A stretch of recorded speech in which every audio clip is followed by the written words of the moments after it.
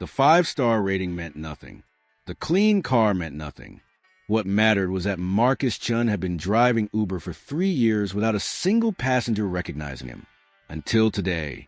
Until the Pentagon's most decorated general got in his car, glanced at the driver's license displayed on the dashboard, and whispered a name that hadn't been spoken aloud in a decade. A name that belonged to America's most classified operative. The notification chimed on Marcus's phone at 2:47 p.m. on a Tuesday that felt like any other. A pickup request from Reagan National Airport, Terminal A. The passenger's name read, simply James. No last name, no photo, just another faceless ride in a city full of them. Marcus had learned to appreciate the anonymity that came with driving strangers through Washington, D.C.'s endless traffic. In 3 years behind the wheel, he transported lobbyists, interns, tourists, and government workers, each one seeing only what they expected to see. A quiet Asian-American driver who spoke when spoken to and knew every shortcut in the district. The Honda Accord's engine hummed steadily as Marcus navigated to the airport's pickup zone. He'd chosen this particular car for its absolute ordinariness. Silver paint that disappeared in traffic, cloth seats that showed nowhere, a dashboard free of personal items except for required driver identification placard. Everything about the vehicle, like everything about Marcus himself, was designed to be forgotten the moment the ride ended.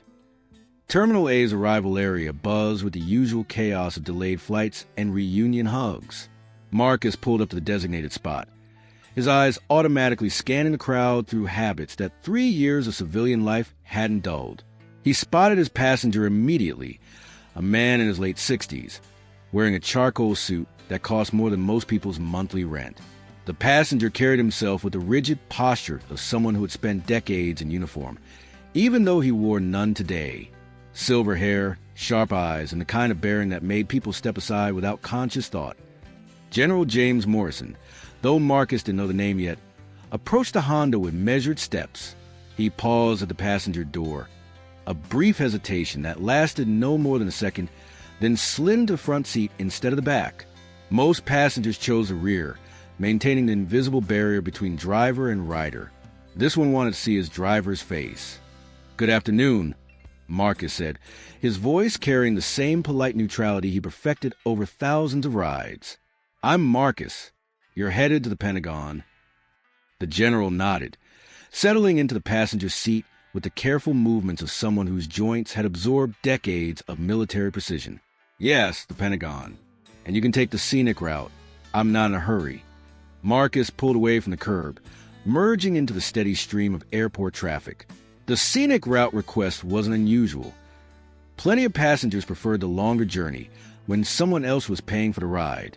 What was unusual was the way the general kept glancing at the driver's license display mounted on the dashboard, a small placard showing Marcus's photo, name, and license number as required by D.C. regulations. For the first 10 minutes, they drove in comfortable silence. Marcus navigated through the maze of highway interchanges that connected the airport to the city, his movements smooth and practiced. The general seemed content to watch the passing scenery, occasionally checking his phone, but never making calls. It was a kind of quiet ride Marcus had come to prefer. No small talk, no attempt at conversation, just a professional distance that made his current life possible. Then the general spoke, his voice barely above a whisper, but the words hit Marcus like a physical blow. "Ghost 7. Marcus's hands tightened imperceptibly on the steering wheel. His breathing didn't change, his posture remained relaxed, but every nerve in his body suddenly snapped to attention. That code name hadn't been used in over a decade. It belonged to someone who officially didn't exist, someone whose files had been buried so deep that even mentioning the designation required clearance levels most generals didn't possess. "I'm sorry," Marcus replied, his voice maintaining its careful neutrality. "I didn't catch that."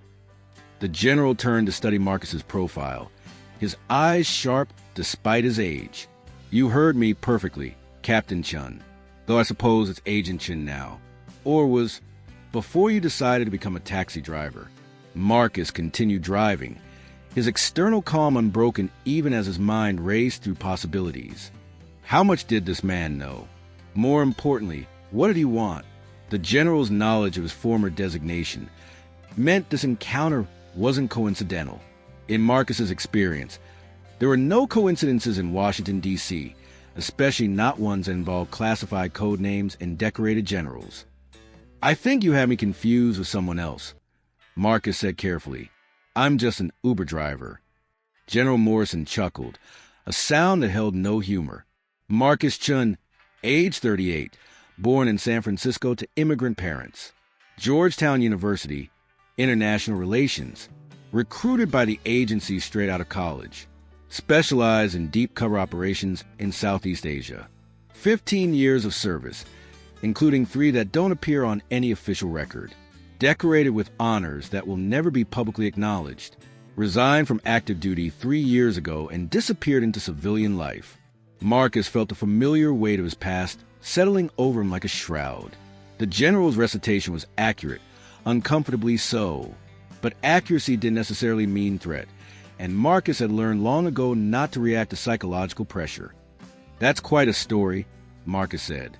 "But, like I said, I think you have me confused with someone else. I've been driving for Uber for 3 years.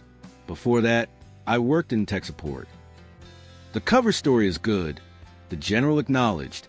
"Boring enough to be believable, common enough to be forgettable. But there are tells, Captain. The way you check your mirrors isn't random. It's a pattern. The route you're taking isn't just scenic.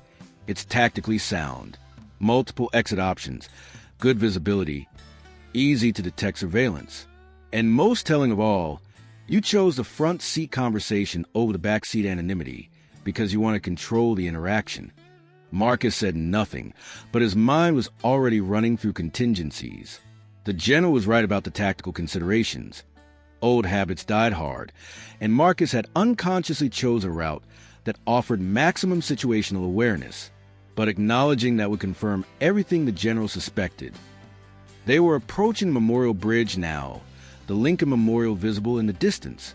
Marcus had always found something peaceful about this particular stretch of road, the way it connected the political heart of the city to the national monuments that reminded everyone why the work mattered. Today, that peace felt fragile. "Why don't you tell me what you really want?" Marcus asked finally. "Because if you know as much as you claim to know, then you also know that I'm retired."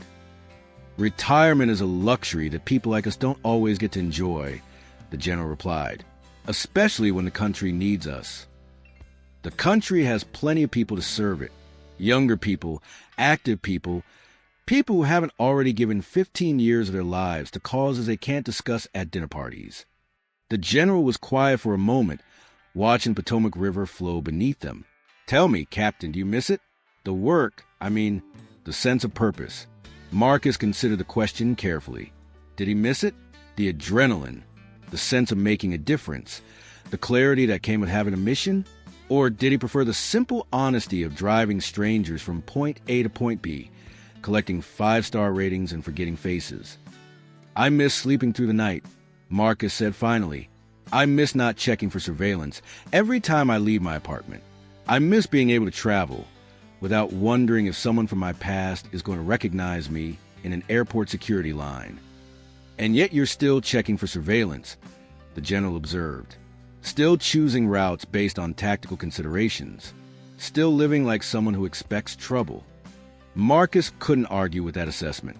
3 years of civilian life hadn't dulled his instincts, only redirected them. He still noticed when cars followed the same route for too long, still memorized faces in crowds, still kept emergency cash and false identification in hidden compartments throughout his apartment. The training never really left. It just went underground. "What do you want, General?" Marcus asked directly. "How did you know I was a general?" Marcus smiled slightly. 15 years of reading people, sir. You carry yourself like someone who's used to being obeyed. Your suit is expensive, but not flashy. Government money, but high-level government money.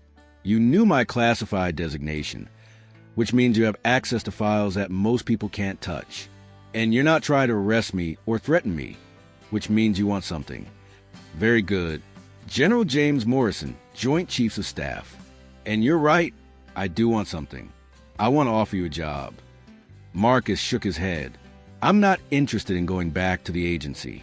I made that clear when I left. This isn't an agency operation. This is something else entirely. Something that requires someone with your particular skill set and your current situation. They were approaching the Pentagon now, its massive limestone walls rising from the Virginia landscape like a fortress. Marcus had driven past it thousands of times in the past 3 years, but today it felt different. Today it felt like it was calling him back to a life he'd worked hard to leave behind. "I need someone who can operate in plain sight," the general continued. "Someone who has access to the entire city without raising suspicion. Someone who can go anywhere, talk to anyone, and be completely invisible while doing it. You're talking about using my cover as an Uber driver. I'm talking about using your cover as Marcus Chun, ordinary citizen. The Uber driving is just a delivery mechanism." Marcus pulled into the Pentagon's visitor parking area, following the signs to the drop-off zone. The building's entrance was busy with the usual flow of military personnel, contractors, and visitors, all of them focused on their own urgent business. None of them paid any attention to the silver Honda Accord pulling up to the curb. "What kind of operation are we talking about?" Marcus asked. "The kind that doesn't officially exist," the general replied. "The kind that requires someone who understands how to operate in the shadows while living in the light." Marcus put the car in park, but didn't turn off the engine. This was the moment of decision, the crossroads that would determine whether he continued his quiet life of anonymity or stepped back into the world of classified missions and unacknowledged service. "How long do I have to decide?" he asked. "You don't," the general said, opening his door, "because you've already decided. You decided the moment you took the scenic route instead of the direct one. You decided when you chose a tactically sound parking spot instead of the convenient one. And you decided when you asked what kind of operation instead of saying no immediately." The general stepped out of the car, then leaned down to the passenger window. "Your handler will contact you within 48 hours. Use the same communication protocols you used during your last assignment. And Captain, welcome back to the game." Marcus watched the general disappear into a crowd of Pentagon visitors, his silver hair and confident stride, making him just another important person in a city full of them. For a moment, Marcus considered driving away, ignoring whatever contact came in the next 2 days, and returning to his quiet life of 5-star ratings and forgotten faces. But the general had been right about one thing. Marcus had already decided. The moment he'd recognized the signs of a recruitment approach, the moment he'd allowed the conversation to continue instead of ending it, he'd known this day would come. Deep down, he'd probably been waiting for it, that Marcus's phone chimed with a new ride request. A pickup from downtown D.C., destination McLean. Just another fare in a city full of them. He accepted the ride and pulled away from the Pentagon, merging back into the flow of traffic with the same practiced ease he'd displayed thousands of times before. But something had changed. The Honda Accord was still ordinary. The driver's license still displayed the same unremarkable photo, and the 5-star rating still meant nothing. But Marcus Chun was no longer just an Uber driver. He was Go 7 again, whether he wanted to be or not. The city rolled past his windows, full of secrets and shadows, powerful people, and dangerous games. For 3 years, he'd been a spectator to it all, safely anonymous behind the wheel of his ordinary car. Now he was about to become a player again, using his invisibility as a weapon and his anonymity as armor. As he drove toward his next pickup, Marcus allowed himself a small smile. He'd missed this feeling, the sense of purpose, the clarity of mission, the knowledge that his skills mattered. He'd also missed the danger, though he wouldn't admit that to himself for several more days. The general had been right about something else too. Retirement was a luxury that people like Marcus didn't always get to enjoy. But maybe, just maybe, that wasn't entirely a bad thing. His phone showed 4 minutes to the pickup location. For minutes to slip back into the role of ordinary driver, the perfect amass of unremarkable service provider that had served him so well for 3 years. For minutes to prepare for whatever came next. Marcus Chun, Uber driver, 5-star rating, clean car, anonymous and forgettable, was about to become something else entirely. The only question was whether the world was ready for Go 7 to return and the rear-view mirror. The Pentagon grew smaller and smaller until it was just another building in a city full of them. But Marcus knew he'd be back. One way or another, he'd be back. The game was starting again, and this time he had the perfect cover.